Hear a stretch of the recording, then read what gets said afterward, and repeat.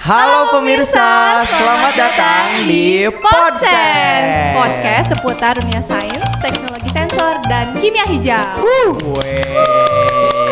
Ada apa nih Teh? Iya. Tiba-tiba ada podcast gini. Ada apa ya? Apa ya? Tiba-tiba. Penasaran nggak? Wah, penasaran kayaknya nih. Ya. Aku kasih tau dulu ya. Oke, Podcast ini merupakan bagian dari rangkaian acara InScience yang diselenggarakan oleh Pusat Studi Sensor dan Kimia Hijau, Fakultas MIPA Universitas Pajajaran. Wah, oke. Jadi podcast ini tuh emang baru dibikin dan bakalan berkelanjutan nggak nantinya Teh? Tunggu aja deh biar Oke, penasaran. biar pada penasaran ya, biar Betul. dinanti-nanti Iya, terus. betul. Biasanya konsep kimia hijau tuh berkelanjutan. Iya, Iya, betul. Udah ada spoiler lah. Spoiler ya. Oke, tapi kita tiba-tiba nyambut aja Teh, Iya, kenalan siapa dulu. sih ini yang ngomong gitu Yoks, kan? kuy. Kenalin dulu, perkenalan dulu lah. Kak. Boleh. Teteh Mulai dari- namanya siapa sih? Aduh, nanti ada yang... Ya, halo, kenalin aku namanya Rafa. Kebetulan staff dari pusat studinya juga. Wih, langsung dari staf pusat studinya. Iya, staffnya. Kalau Oke. akangnya? Kalau aku, halo semuanya, aku namanya Nelson. Wih, Kang Nelson. Kang Nelson. Iya. Harus pakai Kang ya. Baik, Kang Nelson. Kang Nelsonnya udah masuk mahasiswa akhir, Pak. Waduh, udah mahasiswa semester akhir. 7 nih. Semester 7 senior kakak ampun. Si paling mahasiswa akhir. Iya nih, mahasiswa kimia akhir, buset. Buset dah. Oke, jadi nih teman-teman semua, di Podsense kali ini kita tuh bakalan ngebahas terkait dunia sensor. Karena tadi pusat studinya juga dari pusat studi sensor dan kimia hijau kan ya. Pertama kita dunia persensoran. Yo. Iya, betul sekali. Semoga nggak banyak yang perlu disensor. Sensor. Iya, Semoga aman. Doain dah. Doain aja ya. Ya, doain ya. Oke, jadi kita bakalan ngebahas tentang teknologi sensor beserta inovasi-inovasi ilmiah ataupun teknologi-teknologi ilmiah lainnya nih. Betul. Baik di kehidupan di laboratorium, di penelitian ataupun bahkan di kehidupan sehari-hari. Itu yang paling penting. Itu paling penting. Penting sekali. Yoi, oke. Mulai dari mana dulu nih Teh? Kita hari ini bakalan ngapain? Kita hari ini ya mau memperkenalkan dulu gak sih apa sih kita mau bahas apa yang menarik Yoi. atau gimana ya Kang nih? Iya, karena kita tadi mention kita bakalan membahas terkait teknologi. Iya, terus apa Inovasi ilmiahan gitu. Iya, betul. Ilmiahan. Tentunya harus mengundang narasumber yang kompeten juga. Betul, dan yang Iya. kece juga. Siapa ya Teh? Siapa sih? Siapa ya? Mana ya? Gimana ya? Ada ya. Tanya peta. Oke, jadi di sebelah saya ini dan di sebelah Teh Rafa ini Iya. sudah ada narasumber yang kompeten nih. Beliau ini adalah dosen dari kimia FMIPA Unpad juga. Kita perkenalkan saja langsung, ini dia Bapak Irham. Bapak Irham SSI MSc PhD. Yeay. Nah, Yeay. selain dosen juga Pak Irham ini merupakan sekretaris dari Pusat Studi Sensor Kimia Hijau. Gitu. Biasanya kalau sekretaris modelnya cewek rapi gitu Iya, ya. ini tiba-tiba bapak-bapak nih, bapak-bapak gaul nih. Tiba-tiba bapak-bapak kece ini tiba-tiba di Nanti sini. harus dijelasin nih maksudnya sekretaris apa berarti. Iya, betul. Sama ini Pak nih, mungkin kita yang dengar juga penasaran Pak. Tadi kan kita bahas tentang Pusat Studi Sensor dan Kimia Hijau. Ada mention InScience Insight juga. Mungkin boleh dijelasin secara singkat aja nih Pak oleh sekretarisnya langsung nih. Sekretaris. Boleh apa sih itu Pak? Insight dan juga Pusat Studi Sensor dan Kimia Hijau. Oke, jadi Pusat Studi Sensor dan Kimia Hijau ini pusat studi yang baru ya, baru banget didirikan oleh Profesor Yeni Wahini Hartati ya, bos kita semua. Bos besar ya. Bos Bos besar besar. kita semua, Prof Yeni itu di mana keahlian dari Prof Yeni dan Prof Yeni dan saya itu adalah pengembangan sensor, berbagai macam sensor ya, dan juga kita bersama dengan anggota-anggota Pusdi yang lain ya, yang bisa dicek di IG ya, Ya. di IG Ini di Pusdi. sini. IG-nya gitu apa? ya. IG-nya ada di sini nih, Ada ada di di sini sini. nanti, ada. Biar aja ntar yang edit yang pusing. Itu ada juga yang keahliannya di bidang kimia hijau. Jadi kita perkumpulan orang peneliti, dosen, dan juga staff-staff yang berfokus di bidang pembuatan teknologi sensor dan juga penerapan prinsip kimia hijau. Seperti itu. Dan kebetulan gitu ya, kita baru berdiri dan kebetulan alhamdulillah diamanahkan acara Insaintek gitu ya. Insaintek itu adalah acara dari kementerian ya, Dikti Saintek gitu ya. Dari pemerintah gitu ya, kita mendapatkan suatu hibah untuk ditugaskan. Jadi acaranya Insaintek ini adalah menugaskan peneliti sebuah pusat studi atau pusat riset dari universitas untuk menjelaskan teknologi-teknologi yang dikembangkan gitu. Jadi sebenarnya kita juga di universitas tuh mengembangkan berbagai macam teknologi gitu. Teknologi yang dikembangkan itu harus disampaikan kepada masyarakat gitu ya, sesuai dari arahan Pak Presiden nih. Arahan dari Pak Presiden. Siap, Pak Pres. Pak Pres, siap. Dari Pak Presiden itu bahwa katanya waktu kemarin saya menghadiri acara di ITB ya, bahwa bangsa yang besar, bangsa yang maju itu adalah bangsa yang menguasai teknologinya gitu ya. Bangsa yang menguasai teknologi gitu. Menguasai teknologi itu apa? Kita orang Indonesia cepet ya. Kayak curious gitu. Apa-apa tuh kita sebenarnya cepet beradaptasi dengan teknologi itu, menurut saya kehebatan bangsa Indonesia gitu ya. Tapi yang kita inginkan di sini adalah mengetahui bagaimana cara teknologi itu bekerja, itu yang dimaksud menguasai gitu ya. Betul. Jadi kita dihibahkan untuk membantu untuk menjelaskan teknologi sensor dan kimia hijau, yang di sini kita fokuskan di sensor ya, di bidang pertamanya gitu. Insya Allah tahun depan dilanjutkan di kimia hijaunya. Dan ini adalah podcastnya, salah satunya adalah tujuannya untuk menjangkau masyarakat luas untuk menjelaskan teknologi sensor yang tadi di kehidupan sehari-hari. Iya betul. Karena betul sekali tadi kata Bapak juga sempat disinggung, kebanyakan masyarakat itu hanya mungkin sebagai konsumen saja dari teknologi tersebut gitu. Mereka tuh kebanyakan atau sebagian besar itu gak tahu gitu apa di baliknya. Bahkan mungkin takutnya karena kita nggak tahu bagaimana cara bekerja si teknologi tersebut, takutnya malah mereka bisa dibodoh-bodohi oleh teknologi itu sendiri kita ya Pak. Bisa dibohongi sama teknologi juga, ya. kan? Makin maju ya kitanya juga harus makin Maju juga maju juga. Iya. pengetahuannya tentang teknologi. Betul. Kayak banyak yang penipuan di SMS juga itu termasuk Penipuan teknologi sebenarnya, betul. Iya. Tiba-tiba disuruh ini ada paket terus klik link, datanya kesebar. Kesebar kan. Nah, itu bahaya tuh. Iya. Biasanya orang-orang tua tuh yang kena tuh. Iya, betul. Makanya harus dicerdaskan, guys. Betul. Mencerdaskan kehidupan bangsa. Lanjut. Oke, karena tadi udah di-mention juga kalau kita tuh harus cerdas gitu. Kita tuh harus tahu bagaimana si teknologi itu sendiri bekerja. Nah, maka dari itu, karena di sini juga udah ada sekretaris dari pusat studi dari sensor dan juga kimia hijau, kita bakalan ngulik-ngulik nih Pak tentang sensor. Ngulik. Soalnya sensor nih mungkin bagi masyarakat awam itu terdengar dan terkesan kayak yang modern, canggih gitu-gitu Pak. Kita nggak bisa menggapai itu. Iya, kayak wah kayaknya susah banget deh belajarnya gitu-gitu. Terus mekanismenya kayaknya ribet-ribet dah kayaknya.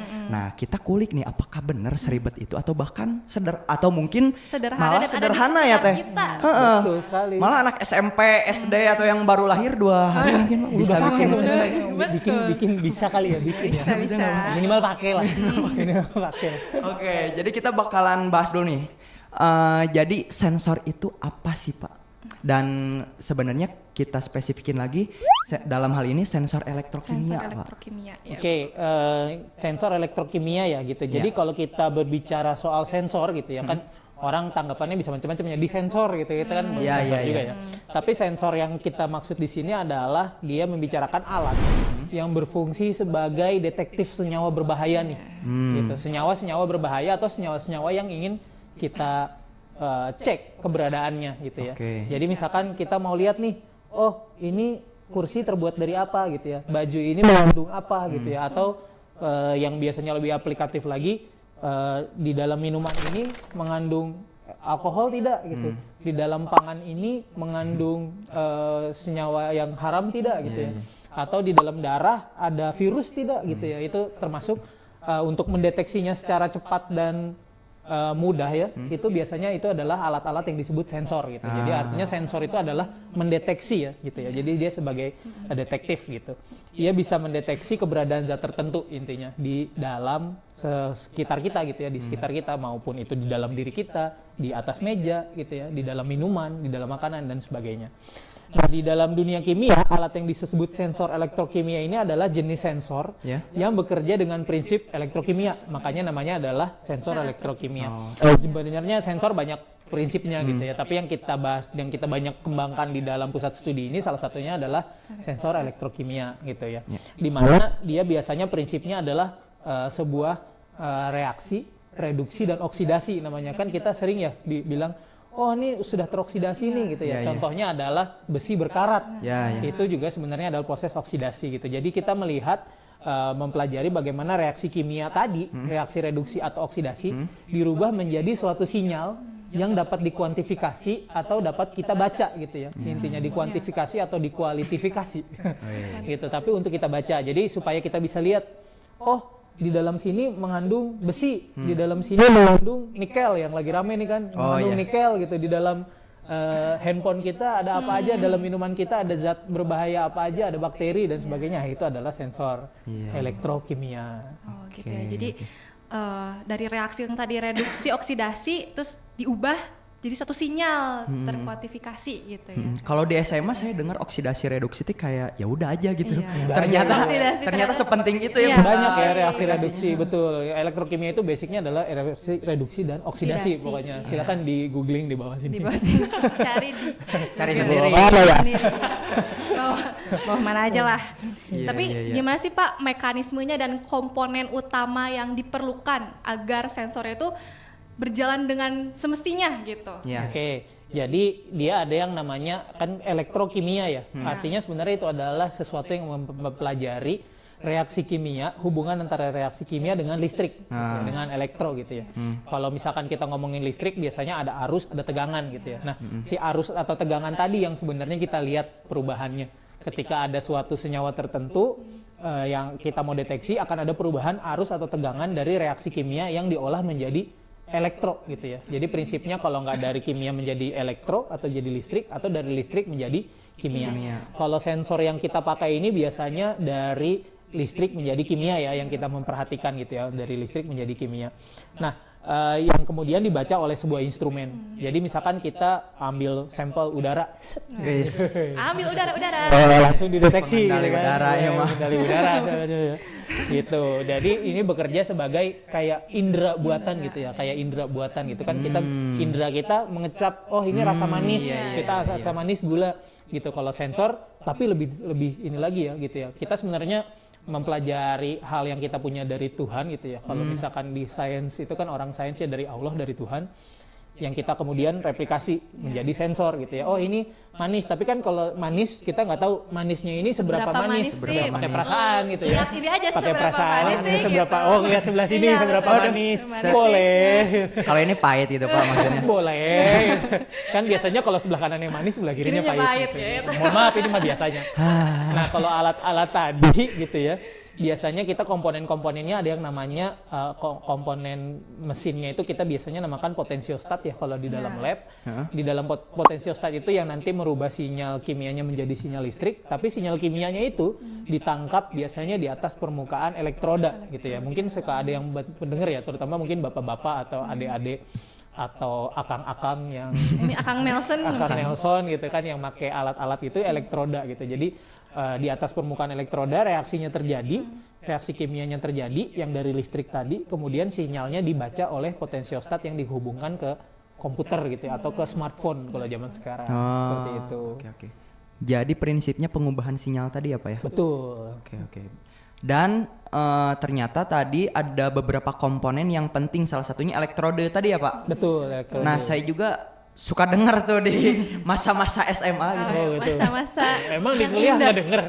Emang masa juga dengar maksudnya dari SMA. Dari SMA. Sejak dini. Bukan yang ingat-ingat masa percintaan. Malah elektrode gitu yang diingat. Hebat. Nggak apa-apa. Idaman berarti. Tolong yang cari mantu idaman. Mantu elektrokimia idaman itu mah nanti jadinya. Ya betul, balik lagi Pak ke elektrode tadi nih Pak. Berarti kuncinya tuh atau sistemnya tuh terdiri dari si elektrode tadi.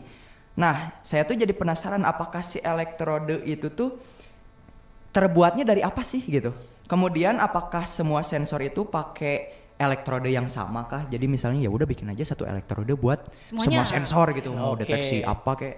Oke, jadi kalau elektrode itu kalau misalkan di komponen-komponen listrik ya, komponen-komponen listrik itu biasanya dia terbuatnya dari logam. Sebenarnya dari logam. Logam yang sebisa mungkin semakin konduktif gitu. Yang contoh logam yang paling konduktif itu apa? Misalkan Apa nih Kang besi? Nelson? logam besi itu konduktif ya, Iya, tapi dia biasanya semakin mahal logamnya, itu biasanya dia semakin konduktif. Artinya konduktif itu adalah bagus untuk menghantarkan listrik, karena kan signal yang kita baca kita rubah menjadi listrik, atau sebaliknya listrik kita pakai untuk mengenerate sebuah reaksi kimia gitu ya. Jadi si listriknya ini dialirkan oleh salah satunya adalah elektroda tadi tempat reaksinya terjadi, makanya biasanya logam. Karena kan kita kesetrum biasanya megang logam gitu ya, karena menghantarkan listrik.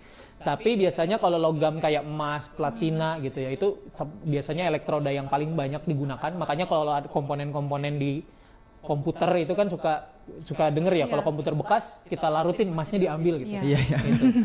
Karena memang dia adalah penghantar listriknya, elektrodanya gitu ya.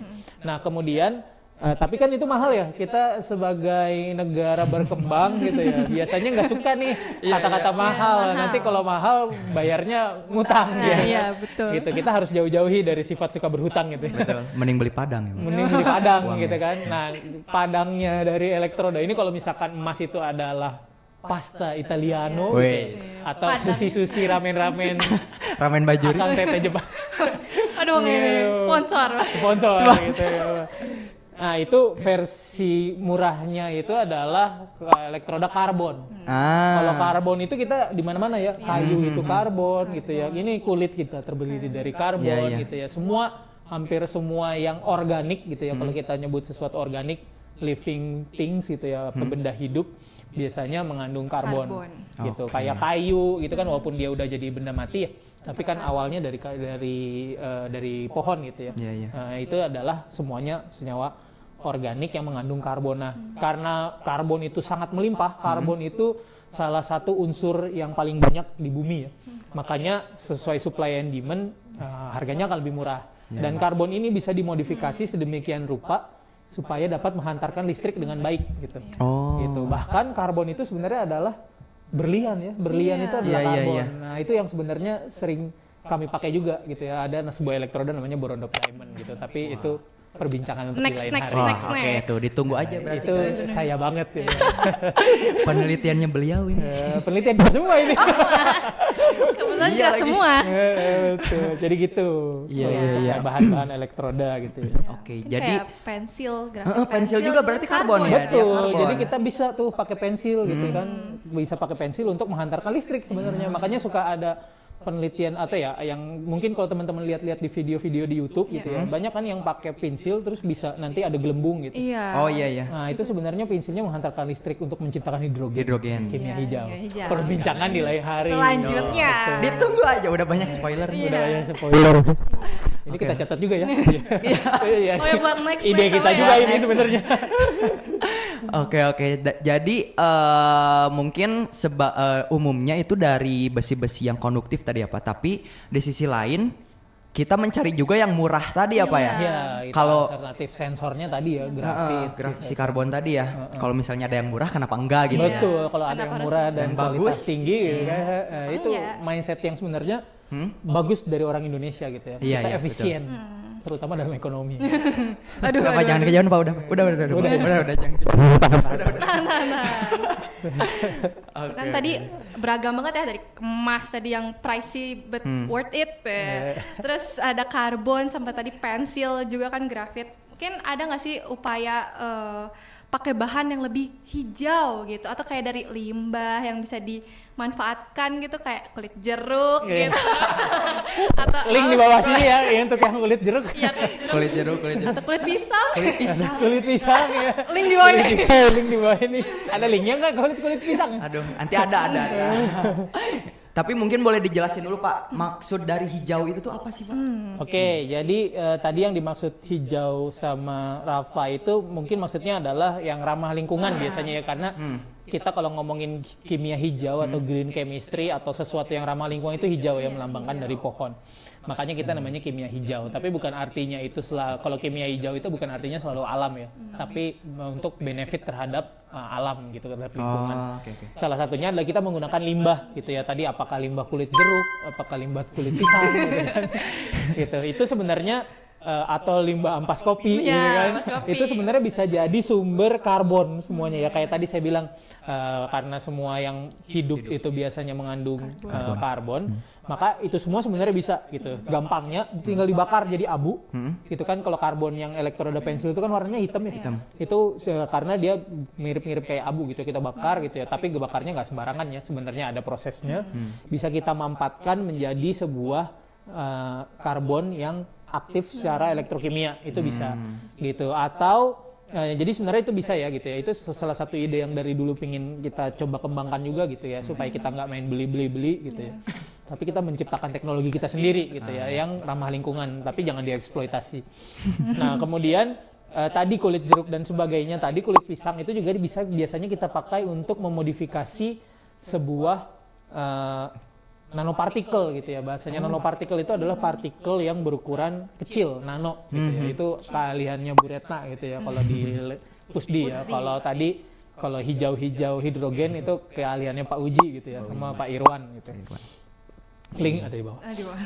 Nah, itu bisa juga kita pakai si limbah-limbah kulit tadi ya. Sebenarnya nggak mesti kulit, bahkan bisa daun, bahkan bisa kayu gitu ya, bahkan bisa biji dari apapun ya, kita bisa olah untuk membantu membuat tadi partikel-partikel yang dapat memodifikasi elektroda tadi. Jadi kalau misalkan tadi elektroda emas kan mahal tuh, kita bikin aja emasnya kecil aja, tempelin dikit-dikit aja di atas permukaan, karbon tadi kita lapisin gitu ya. Nah ngelapisinnya ini bisa kita juga dengan bantuan bahan alam. Itu juga merupakan prinsip dari kimia hijau. Dan pengembangan sensor itu sendiri sebenarnya termasuk ke dalam penerapan prinsip kimia hijau, karena biasanya kalau mendeteksi pakai alat besar itu kan cost-nya besar ya gitu ya, limbah yang diciptakan juga besar. Nah sensor elektrokimia ini juga sangat-sangat mengurangi limbah-limbah tadi gitu sebenarnya dengan kita menggunakan elektrokimia.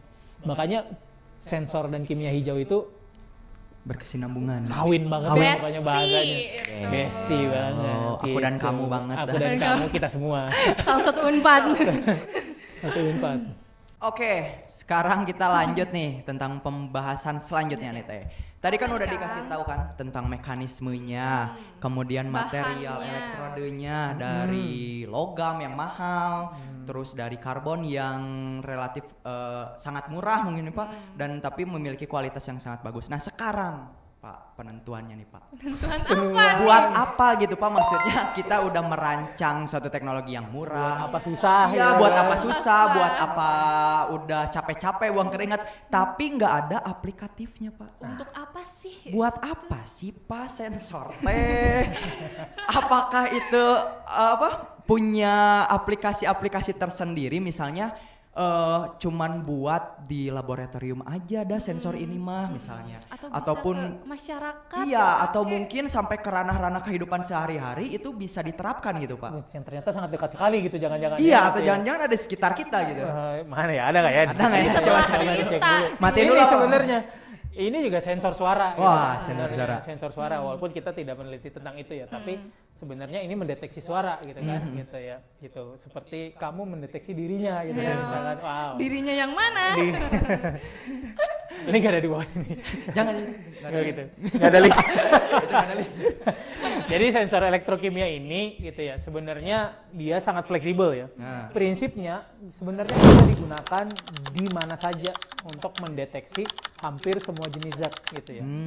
Walau sebenarnya biasanya syarat utamanya itu adalah yang kita deteksi zatnya harus elektroaktif.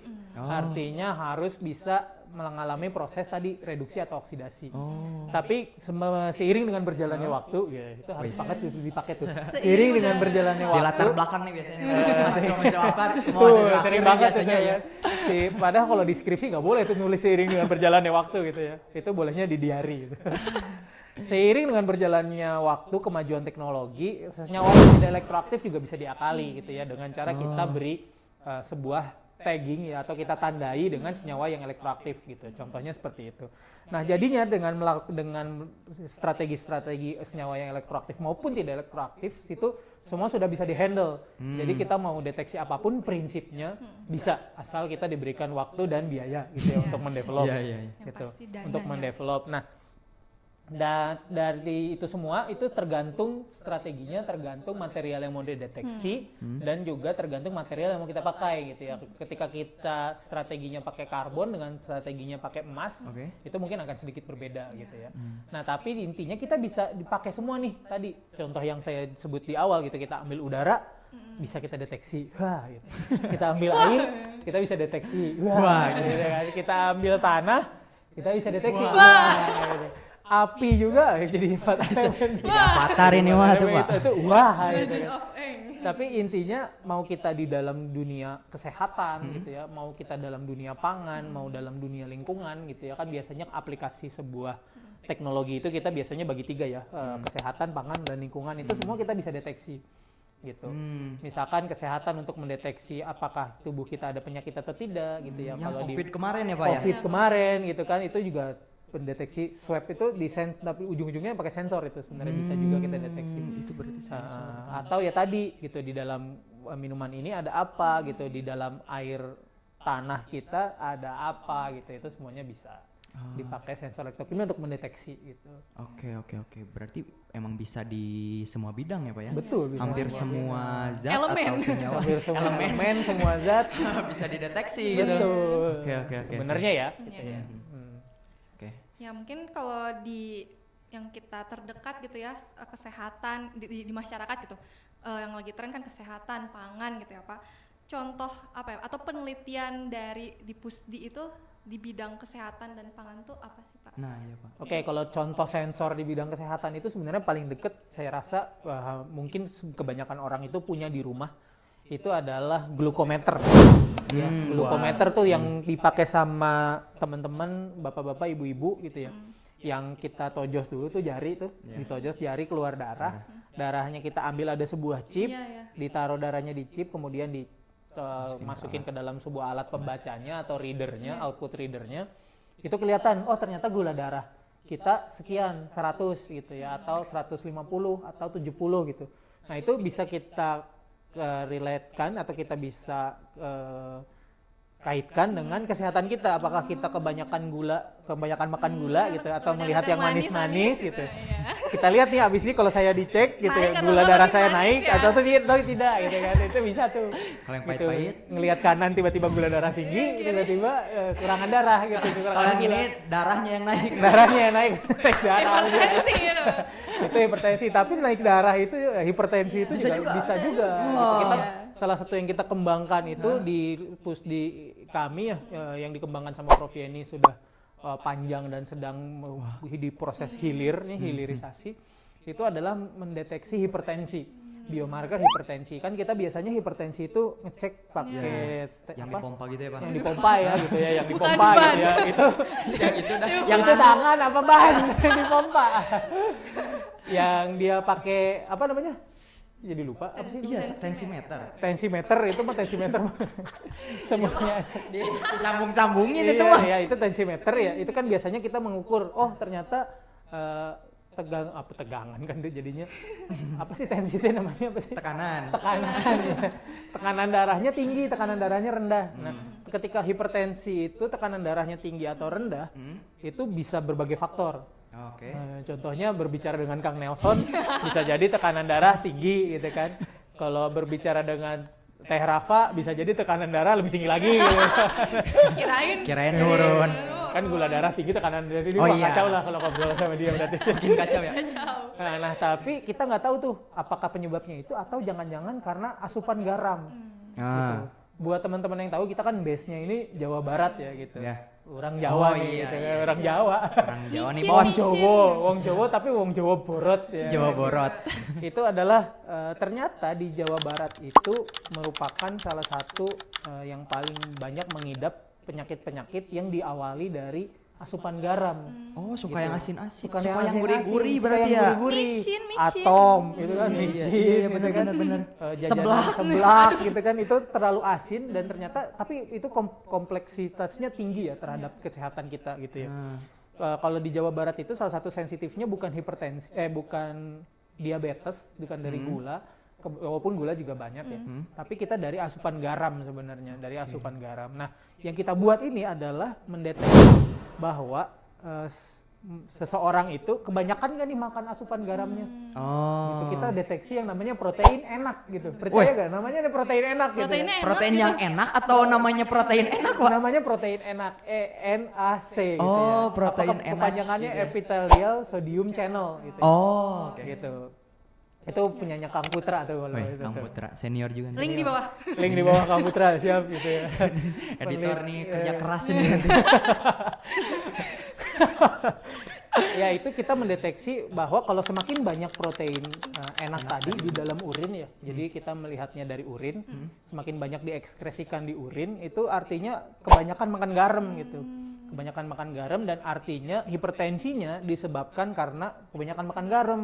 Bukan karena kebanyakan ngobrol dengan Kang Nelson gitu ya gitu. Jadi itu salah satu yang kita deteksi bisa spesifik gitu. Jadi sebenarnya penyakit ini datangnya dari mana? Oke. Itu di kesehatan dan itu juga hubungannya bisa ke pangan ya gitu ya. Di pangan kita garamnya kebanyakan nih, tinggal kita deteksi berapa garamnya gitu. Tapi kalau di pangan itu karena kita biasanya sensor ini kan mendeteksi zat-zat yang tidak diinginkan ya. Jadi misalkan apakah pangan itu tercemar antibiotik gitu ya. Jadi ternyata banyak ya. Mungkin saya juga baru tahu ketika mendalami tentang sensor pangan, banyak yang namanya antibiotik gitu ya. Antibiotik yang ternyata residu antibiotik sering masuk ke dalam pangan juga gitu. Karena antibiotiknya bisa datang dari produksi ya, bukan dengan sengaja dimasukkan gitu ya. Tapi dari proses produksi atau dari sisa-sisa ekses produksi itu bisa masuk juga ke antibiotik. Nah, itu dikembangkan oleh Prof. Santi. Prof. Santi di pusat studi juga mengembangkan tentang deteksi antibiotik gitu ya. Residu-residu antibiotik di alam sebenarnya, tapi dalam pangan juga gitu. Dan atau misalkan ada pemalsuan makanan nih yang sering juga isu-isu, kita kan negara muslim terbesar di Asia ya gitu ya, salah satu negara muslim terbesar di dunia. Gitu. Kita sangat concern sekali dengan pangan halal gitu. Apakah daging yang kita konsumsi yang kita beli di pinggir jalan gitu, apakah benar daging sapi gitu, apakah benar daging ayam, kita nggak bisa tahu ya, daging sapinya halal apa enggak kita nggak bisa tahu. Mungkin nanti ke depannya kita bisa ya gitu, ini dipotongnya pakai bismillah apa enggak gitu ya, ada sensornya gitu ya misalkan. Salawat dulu ga Gitu, itu mungkin bisa ada sensornya ke depannya. Tapi sementara apakah ini sapi, apakah ini ayam, apakah ini jangan-jangan babi, apakah ini anjing, apakah ini tikus? Iya. Gitu ya. Karena ternyata di Indonesia itu pemalsuan daging ternyata paling besar adalah daging tikus. Nah, makanya kita juga sedang mengembangkan nih sensor untuk daging tikus gitu ya, oleh Pak Ari gitu ya. Nah, jadi itu bisa dideteksi semua tuh dalam. Jadi sebenarnya banyak gitu ya. Untuk mendeteksi pangan-pangan dan kesehatan diri kita, untuk mencegah resiko-resiko yang tidak diinginkan itu sangat penting gitu. Makanya sensor itu mendeteksi sesuatu yang kita tidak inginkan gitu sebenarnya. Seperti itu. Ternyata sampai sejauh itu gitu. Saya sampai agak merinding gitu ternyata. Speechless. Iya, maksudnya banyak hal apa ya yang ternyata urgensinya sangat-sangat bahaya gitu kalau misalnya nggak dideteksi atau misalnya tidak dilakukan pendeteksian dininya, itu ternyata bisa aja kekonsumsi tadi daging tikus itu, atau tiba-tiba bakso yang dimakan tiba-tiba haram kan nggak lucu ya Pak? Iya, atau jangan-jangan tiba-tiba haram gitu kan. Walaupun kalau konsep halal haram itu adalah kalau kita tidak tahu maka tidak apa-apa. Iya. Tapi makanya surat yang pertama itu Iqra gitu kan, harus disuruh membaca gitu. Artinya kita disuruh belajar dan ikhtiar untuk mengetahui gitu. Nah, ini sebenarnya pembuatan sensor ini salah satu proses kita berusaha untuk mengkonsumsi sesuatu yang aman untuk tubuh kita, termasuk dari halalan dan toyiban gitu. Halalan toyiban. Betul. Kayak gitu. Dan juga sebenarnya tidak hanya itu ya, kita juga bisa mendeteksi misalkan pangannya mengandung logam apa gitu. Yang sekarang di luar negeri itu lagi rame itu adalah cesium. Ada gitu ya, radioaktif ya, udang dari Indonesia katanya mengandung banyak radioaktif gitu, cesium 130 gitu apa ya kalau nggak salah. Iya. Itu katanya dari Amerika orang bilang awas kalau makan itu jadi alien ya gitu kan. Jadi senyawa-senyawa yang berbahaya itu banyak lah yang kita harus deteksi sebenarnya. Ya artinya bukan untuk parnoan ya, tapi untuk ya kita kembangkan supaya masyarakat bisa lebih mudah gitu mencegah gitu ya, benar mencegah gitu, lebih baik mencegah daripada mengobati. Betul. Selain tadi kesehatan pangan, Terus saya mau tanya lingkungan. Ada nggak Pak lingkungan? Ada nggak Pak? Kalau nggak ada langsung all out nih. Ya. Kasih paham, Pak. Ini harus dikasih paham nih. Sebenarnya udah ada tadi di konsep. Udah ada di konsep ya. Kasih paham, Pak. Nah, kalau di lingkungan itu sebenarnya lebih banyak, dibilang lebih banyak ya, karena di lingkungan itu sebenarnya banyak, tapi biasanya kita paling less concern sebagai manusia. Padahal kita juga dituntut untuk menjaga alam gitu ya.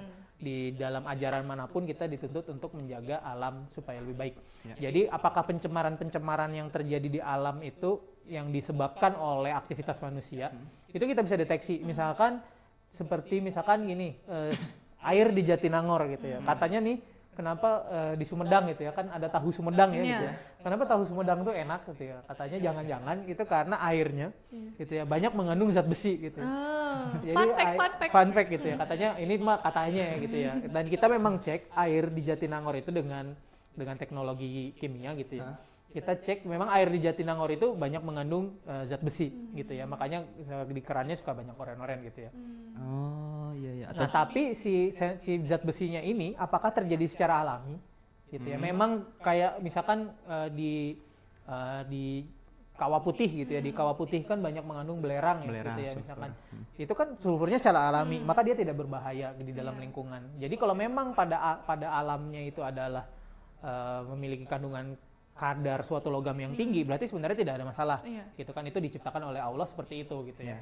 Yang harus kita cek adalah sebelum dan sesudah ada aktivitas manusia biasanya. Atau misalkan kita melakukan sesuatu, dibuangnya apakah sudah benar atau tidak gitu ya. Itu adalah sensor lingkungan gitu. Jadi misalkan ternyata kalau kadarnya tadinya 100, setelah beberapa bulan ada pemukiman warga, kadarnya meningkat jadi 1000. Nah, itu biasanya berdampak, biasanya sangat tidak baik untuk lingkungan, apapun itu ya gitu ya. Karena tidak didesain untuk itu, lingkungan tidak didesain untuk menahan pencemaran sebanyak itu. Nah, si pencemaran tadi kita bisa cek gitu ya di lingkungan, berapa kadar besinya, atau yang biasanya paling banyak logam yang paling banyak mencemari lingkungan berbahaya itu adalah merkuri gitu contohnya ya. Itu kita kembangkan juga sensor yang spesifik untuk mendeteksi merkuri menggunakan teknologi namanya ion imprinted polymer atau polimer bercetakan ion gitu ya. Tadi kita juga bisa menggunakan molecularly imprinted polymer untuk mencetakan molekul.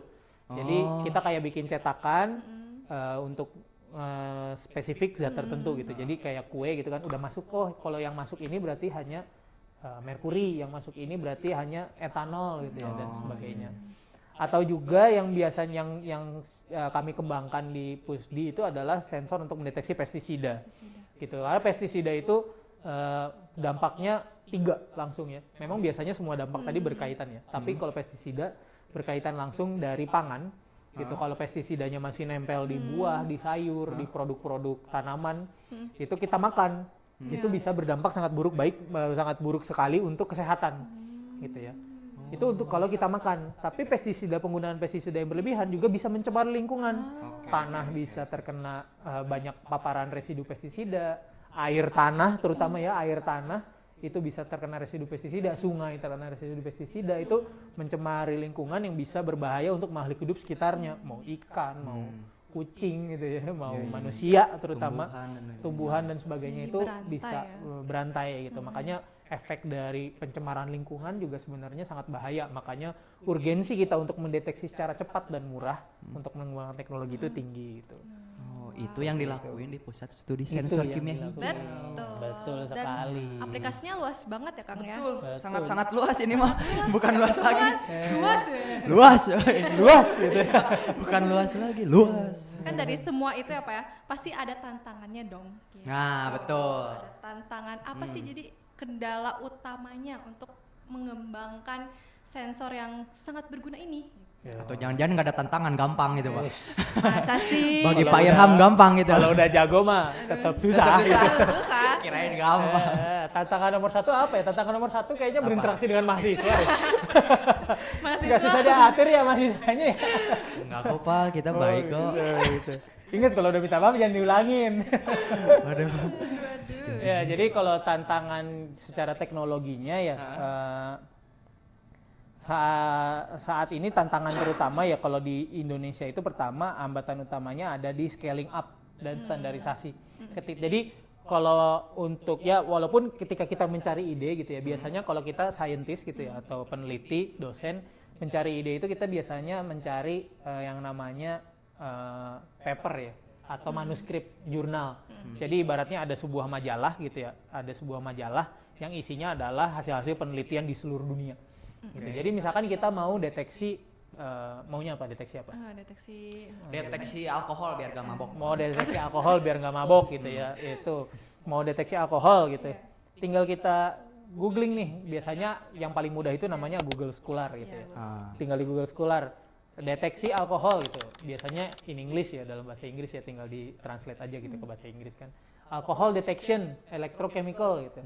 Nanti akan ada tuh perkembangan di seluruh dunia. Kan kalau kita ngomonginnya dunia, banyak sekali ya, jutaan orang meneliti tentang mendeteksi alkohol. Tinggal kita adaptasi gitu ya, tinggal kita beli bahan-bahannya, tinggal kita optimasi ulang gitu ya, kita bentuk origin. Kalau ketika kita buat produk, sebenarnya kita tidak perlu ada originalitas dari penelitian ya kalau produk ya, asal kita tidak menggunakan paten sembarangan. Kalau kita bacanya dari jurnal itu free, boleh kita adaptasi. Jadi ibu-ibu gitu ya, atau pengen misalkan, aduh kok deterjen saya bau apa ya, air saya kok bau amis gitu ya setelah pakai deterjen gitu. Tinggal di googling tuh gimana caranya mendeteksi, terus tinggal baca tuh jurnalnya. Itu boleh dipakai secara gratis teknologinya gitu ya. Nah itu nanti tinggal kita kembangkan gitu, kita tinggal beli alat yang sama, kita modifikasi, kita adaptasi gitu ya dengan alat-alat atau teknologi yang kita punya. Nah tapi setelahnya yang sulit itu adalah bagaimana cara kita memproduksi ketika semuanya udah uji coba berhasil. Oh ternyata sensor berbasis elektrokimia menggunakan MIPS tadi ya, molecularly imprinted polymer, ternyata bisa untuk mendeteksi etanol gitu ya. Itu penelitian dari Teh Wulan gitu kan. Link ada di bawah sini nih penelitian. Senior juga nih, Senior. Suhu ini mah. Suhu MIPS ya. Suhu MIPS. Nah itu bagaimana sih cara kita memproduksi ini secara massal gitu ketika memang selain mempatenkan itu juga sulit ya, proses-proses kita untuk menstandarisasinya juga sulit. Tapi setelah proses laboratoriumnya udah berhasil, ya kita bagaimana caranya menjangkau ini lebih luas. Gimana caranya supaya ini bisa diterapkan sebagai standar pengukuran etanol, sehingga kita bisa produksi dan masyarakat bisa mengakses dengan murah gitu ya. Karena sebenarnya murah lah kita untuk mendeteksi etanol itu kalau kita bisa produksi sendiri ya. Gitu. Dan kita bisa banget gitu ya. Asal ada kerjasama yang baik antara industri dan peneliti, sebenarnya kita bisa banget, dan pemerintah gitu ya, bisa banget gitu. Jadi kita bisa diproduksi sendiri dengan harga murah supaya dapat terjangkau lebih mudah di kalangan umum, di masyarakat, di lapangan langsung gitu. Dan walaupun penelitiannya juga sulit ya, tapi kalau penelitiannya kita udah ada ya, udah ada ritmenya lah gitu. Kalau di PUSDI hanya tadi mungkin tantangan terbesarnya adalah membuat komersialisasi atau ya supaya lebih menjangkau lebih banyak lagi itu seperti apa. Ini salah satu upaya kita gitu untuk menjangkau lebih banyak lagi gitu. Iya betul. Mustahil ya. Iya. Karena ya tujuannya itu ya Pak, untuk sebagai peneliti ya dia pengen karyanya itu dinikmati dan berguna bagi masyarakat luas. Betul, gitu ya. Buat apa sih kita sebenarnya melakukan penelitian gitu ya. Memang sebagai dosen dan peneliti untuk pekerjaan menyambung hidup gitu ya. Tapi biasanya mah sebuah panggilan lainnya adalah ya bagaimana caranya kita bisa bermanfaat buat masyarakat gitu. Kita hidup itu tujuannya adalah untuk bermanfaat gitu ya. Gitu. Jadi dari science tadi gimana caranya supaya bisa dinikmati sama masyarakat. Proses panjangnya itu ya. Selain untuk membuat sebuah sensor yang akurat gitu ya, yang akurat dan tepat supaya nggak salah gitu ya, nggak boleh. Nanti udah percuma kita deteksi namanya false positif, false negatif gitu ya. Dikira COVID ternyata cuma flu biasa, dagdikduk doang gitu kan. Gitu itu kan nggak boleh. Nah makanya selain membuat tadi akurat, gimana caranya untuk kita mass produce dan supaya kita bisa menjangkau masyarakat sampai ke depan tangan-tangan saudara-saudara. Nah itulah itu yang prosesnya yang masih belum kita kuasai lah gitu. Oke Pak, sekarang saya mau tanya mengenai menurut Bapak sendiri, pandangan dari Bapak gitu, arah perkembangan sensor ini, barangkali dari masyarakat yang menonton juga penasaran gitu, arah dari perkembangan sensor ini gitu, dalam teknologi sensor ini dan juga kimia hijau ini nanti trennya bakalan seperti apa ya Pak kira-kira? Oke, jadi sebenarnya gini, sensor elektrokimia itu sebenarnya yang kita sepakati ya, satu keunggulan utamanya adalah portabilitas. Portabilitas itu artinya adalah mudah dibawa-bawa ya, gitu. Karena sensor elektrokimia ini memiliki potensi untuk diminiaturisasi atau dibuat kecil alatnya, gitu. Kalau tadi kan Kang Nelson Kang Nelson sempat bilang bahwa banyak tipe-tipe sensor lain ya. Kelebihan dari kenapa sih kita harus pakai elektrokimia itu karena dia adalah bisa dibuat mini dan portable, miniaturisasi dan portabilitas. Simple gitu ya, Pak. Simple gitu ya, simple is the best gitu. Wih, Makanya glukometer tadi itu adalah prinsipnya adalah sensor elektrokimia gitu. Kita tahu sendiri glukometer alatnya sekecil apa ya? Alatnya segede gini nih gitu. Nanti tolong di-cut ya, tolong dimasukin ya gambar alatnya di sini ya. Alatnya segede gini gitu. Kalau segede gini mah kulkas, salah itu salah. Jangan kulkas. Nggak bisa. Tiba-tiba kulkas. Nggak bisa, takutnya ini sensor. Iya, ini sensor Bukan, apa ini kulkas? Itu mah kulkas, salah. Itu alatnya sekecil ini gitu ya, atau segede gini, sekecil ini gitu ya. Dan chipnya juga sekecil ini gitu kan, gitu. Chipnya bahkan lebih kecil daripada jari saya gitu ya, lebih kecil dan lebih tipis. Nah itu dan prinsipnya elektrokimia, karena kita intinya adalah kita cukup mensuplai baterai sebenarnya, baterai dan rangkaian alat elektronik lah. Itu kita juga kerjasama dengan berbagai tempat ya untuk membuat alat elektroniknya.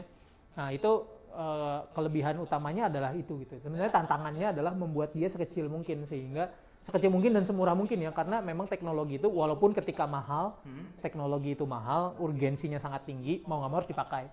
Kayak sebenarnya kemarin SARS-CoV ya, ketika ada penyakit COVID, teknologi yang waktu itu siap adalah menggunakan teknologi yang masih agak mahal dan lama gitu ya. Bisa juga dari antibody gitu, ELISA, atau yang sering banget kita dengar PCR gitu kan. PCR gitu ya. PCR itu dia tengah-tengah lah, medium.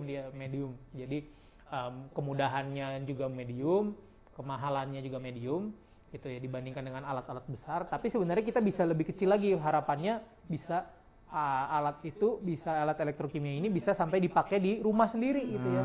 Kalau itu kita ada yang namanya point of care testing gitu ya. Artinya si pasien gitu ya, atau si pelaku yang ingin melihat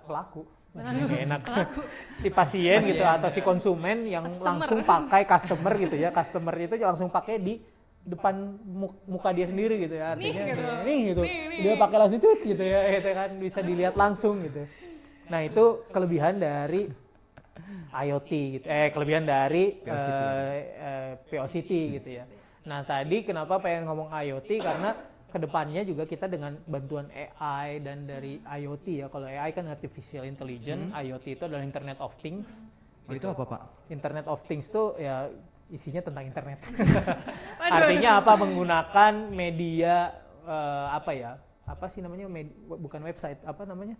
Ya internet ya. Menggunakan internet untuk mengintegrasikan berbagai sistem. Makanya namanya Internet of Things gitu ya. Barang-barang dari internet gitu. Itu AI dan IoT kita kembangkan untuk bisa membuat alat ini lebih terintegrasi lagi. Gitu. Contohnya sensor yang optik ya, salah satu sensor optik kalau yang kecil itu adalah misalkan detektor detak jantung gitu ya, yang dibelang gitu ya, atau kadar oksigen yang di jari gitu. Itu juga sensor optik ya maksudnya. Dan itu bisa kita integrasikan kan dengan smartphone. Gitu ya. Sehingga database-nya bisa kita simpen. Nah, itu maksudnya diintegrasikan dengan AI dan IoT gitu. Dibantu lagi sama AI untuk mengolah datanya dan dibantu oleh IoT untuk mendatabasekan itu semua gitu. Nah, itu teknologinya harus kita pahami tuh. Kalau enggak nanti kita dibohong-bohongin sama AI. Kalau enggak kita dibohong-bohongin sama internet gitu kan. Udah mah dijajah Belanda, nanti dijajah robot kan lu ya. Iya, robot kan gitu. Mau lawan apa kita gitu. Kita harus lebih pintar lagi daripada si teh AI itu teh AI gitu kan. Kita harus lebih pintar lagi. Jadi dan juga sebenarnya peluang masyarakat ataupun mahasiswa dan rekan-rekan untuk mendevelop ini sebenarnya sangat tinggi gitu ya. Jadi ini masih terbuka banget gitu ya, karena sensor elektrokimia sendiri memang belum banyak perkembangan teknologinya lagi naik-naiknya nih sensor elektrokimia gitu ya. Makanya kayak penelitian saya sendiri gitu ya sama Prof Yeni gitu ya, yang elektrokimia itu sekarang mengikuti tren gitu ya. Kita alhamdulillah trennya lagi ke sensor gitu ya. Jadi teman-teman kalau bapak-bapak, ibu-ibu, adik-adik semua pengen beken, salah satunya adalah sensor elektrokimia penelitiannya gitu. Yang paling kekinian lah gitu. Karena selama ini alatnya masih yang berbasis optik dan besar-besar gitu ya. Nah, si elektrokimia ini hadir untuk menjawab tantangan tersebut di masa depan gitu. Saya yakin di masa depan trennya akan ke arah elektrokimia lah gitu. Si sensor-sensor ini apa? Mungkin ya. Saya yakin tapi mungkin gitu. Catat ya. Catat tanggal berapa nih, menit berapa. Wallahu alam gitu kan, kita bukan Tuhan. Gitu. Tapi intinya sangat potensial ya, Potensialnya Pak. sangat besar lah gitu ya untuk mengembangkan alat ini gitu. Iya, betul. Kalau yang pengen tahu dan pengen nyoba itu risetnya apa sih, tentang apa trennya, tonton podcast kita gitu. Podcast kita ada. Bantu dong Kang Nelson. Tonton podcast kita. Subscribe atuh please ini mah. Subscribe gitu. Atau sebenarnya langsung bisa datang juga ya gitu. Iya. Kita salah satu dari inti acara Insaintek ini adalah sebenarnya kalau masyarakat bingung, datanglah ke peneliti-peneliti gitu sebenarnya. Jangan kalau bingung datangnya ke dukun gitu misalkan ya gitu ya. Walaupun untuk menenangkan hati gitu ya. Tapi kita juga harus mulai menguasai teknologi, artinya kalau kita tidak tahu gitu ya, kita harus belajar bertanya kepada yang tahu gitu ya. Betul. Saya aja kerjanya nanya gitu ya ke Rafa gitu ya, nanya ke Nelson gitu kan. Ya, saya yang Kalau nanya. nggak tahu Kebalik, guys, gitu, kebalik. kalau saya nggak tahu gitu kan. Misalkan saya nggak tahu nih di TikTok ada tren apa sih kan, nanya sama yang lebih tahu. Oke lah kalau itu bisa. Tapi bener Pak, itu saya juga mau cerita Pak. Kalau misalnya ada apa-apa tuh harus nanya ke yang kompeten gitu atau ahlinya gitu Pak. Betul, kita harus tanya yang lebih tahu. Karena saya punya pengalaman Pak. Bapak saya tuh itu lagi kerja gitu. Tiba-tiba dia tuh kayak kena koma gitu Pak. Kayak kena tiba-tiba blackout gitu, pingsan. Nah, disangkanya itu tuh disantet Pak. Oh gitu. Ternyata Nah, pas cek ke dokter emang gulanya yang tinggi. Nah, itu kan. Nah, itu emang harus rada diubah mindset dari orang Indonesia ya, Pak ya. Betul, ya memang kita harus percaya sama hal yang gaib ya. Iya, betul, Kita harus harus percaya yang percaya. gaib, tapi sebenarnya semuanya bisa dijelaskan secara sains. Secara logis gitu ya. Secara logis gitu ya. Ya kalau nggak logis berarti gaib gitu kan. Tapi ya gitu kita harus ikhtiar dulu gitu ya. Harus bawa ke rumah sakit dulu, jangan orang pingsan langsung dibawa ke dukun.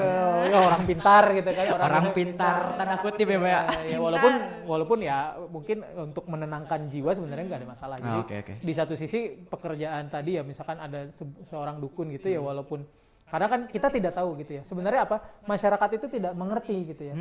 Makanya dia bingung mau datang kemana, dia datang ke dukun. Karena ketika dia tidak mengerti itu, dia bingung kan mau nanya sama siapa gitu ya. Makanya datang ke dukun dan merasa dapat jawaban. Iya. Oh ini karena Relate ada gitu.